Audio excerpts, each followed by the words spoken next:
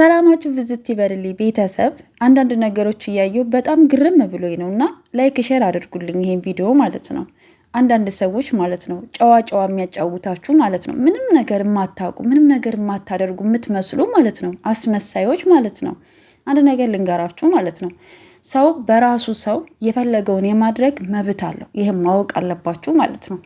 ሃይሚ እንዴት ፓንቷን ለብሩኬ ታሳያለች፣ እንዴት እንደዚህ አይነት ስራ ትሰራለች ብላችሁ እርር ቅጥል ያላችሁ ማለት ነው። ደግ አደረገች፣ እሰየው፣ መብቷ ነው። የፈለገችውን የማድረግ መብት አላት። እሺ፣ በባሏ ላይ በፍቅረኛዋ ላይ የፈለገችውን ነገር የማድረግ መብት አላት። ምን ነው ሃይሚ ላይ ሲሆን ነው እንዴ ፓንቱ ጡስ ማስያዦ ምናምን የታያችሁ? ሃይሚ ላይ ሲሆን ብቻ ነው እንዴ? አይታችሁ አታውቁም? ቪዲዮ ላይ ሌላ ቦታ ላይ አይታችሁ አታውቁም? እንደዚህ አይነት ስራ ሲሰራ አይታችሁ አታውቁም? ወይም ደግሞ ሱቅ ላይ ተንጠልጥሎ አይታችሁ አታውቁም? የኔ ጨዋዎች ማለት ነው። ስታሳዝኑ አንዳንድ ጊዜ ማለት ነው ነገሮችን አመዛዝኑ። እሺ፣ ሃይሚ እንደዚህ ወጣ ያለ ባህሪ የላትም። እሺ፣ እናንተ እንደምታስቧት ሴት አይደለችም። በጣም ጨዋና ክብር ያላት ሴት ናት። እሺ፣ ግን እሷ ግን ልታሳያችሁ የፈለገችው ነገር የባሏን ማንነቱን የብሩኬ ማንነት ነው የምታሳያችሁ። ስትተውን ትችልበታለች። ምንም ማድረግ አይቻልም። ስጦታው ከላይ ነው።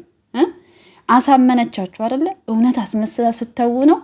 እናንተ ደግሞ እንዴት አደረጋችሁ በእናታችሁ።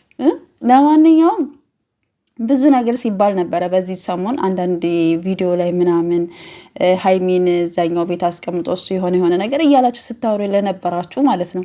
እኔ እኮ ሃይሚ እኮ እልፍ አትልም ነው የምላችሁ፣ አታሳልፋችሁም ነው የምላችሁ። እናንተ ታወራላችሁ፣ እሷ ትተውንላችኋለች ማለት ነው። ስለዚህ አንዳንድ ጊዜ ይኸውላችሁ ሰው ሲሰራ ሲለወጥ የሆነ አይዲያ፣ ይሄ አይዲያ እንዴት ብሎ እንደሚሰራ ታውቃላችሁ? ጥንካሬ ይፈልጋል። የራስ መተማመን ይፈልጋል። እንዲህ ካሜራ ተደቅኖባችሁ አስመስላችሁ መተወን መስራት፣ የስራ አይዲያ አምጥቶ መስራት በጣም ከባድ ነው። እናንተ ግን ቪዲዮ ላይ ወጥታችሁ ሰላምታ ለማቅረብ የሚከብዳችሁ ሰዎች ሰው ላይ ስትፈርዱ በጣም ነው የምትገርሙት፣ በጣም ነው የምታሳፍሩት።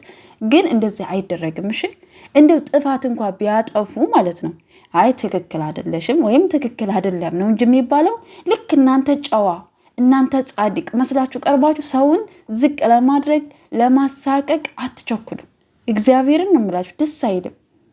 ሰው የሆነ ስራ ይዞ ሲመጣ የሆነ ሲለወጥ የሆነ እንትን አድርጎ ሲመጣ ማበረታታት ነው ያለባችሁ። እሺ፣ የሆነ ነገር ካያችሁ መምከር ማስተካከል ትችላላችሁ አይደለ? ከዛ ውጭ መሳደብን ምን አመጣው? ዝቅ ማድረግን ምን አመጣው? ለሰው ልጅ ክፉ አታስቡ። የእውነቴን ነው የምላችሁ። እናንተ ክፉ ባሰባችሁ ቁጥር እናንተ ካላችሁበት ዝቅ እያላችሁ ነው። ዝቅ ማለት ከቁመን አይደለም። እሺ፣ የሆነ ካላችሁበት ደረጃ ገባችሁ አይደለ? ሰው ምቀኛ ከሆነ ለሰው ልጅ ክፉ ካሰበ ካለበት ፈቀቅ አይልም። እንደዛው የሆነ ችገራም ከሆነ ያው እንደተቸገረ ነው የሚኖረው፣ አያልፍለትም፣ ስኬቱ ላይም አይደርስም። ምክንያቱም የራሱን ህይወት ትቶ ስለሌላ ሰው ስለሚኖር ማለት ነው። ገባችሁ አይደለ? እናንተ መስራት የምትሰሩትን ትታችሁ ስለሌላ ሰው ስለምታወሩ ማለት ነው። ሴቱ ናችሁ። በሴት ላይ ደግሞ እንደዚህ አይነት ነገር አታድርጉ። እኔ እውነቴን ነው የምላችሁ ሃይሚዬና ብሩኬ ማለት ነው። እኔ ካወቅኳቸው ጊዜ በቃ ወደ ሚዲያ ከመጡበት ጊዜ አንስቶ ነው የማውቃቸው። ሁለቱንም በጣም ነው የምወዳቸው። በጣም ነው የምላችሁ፣ በቃ በጣም ነው የምወዳቸው።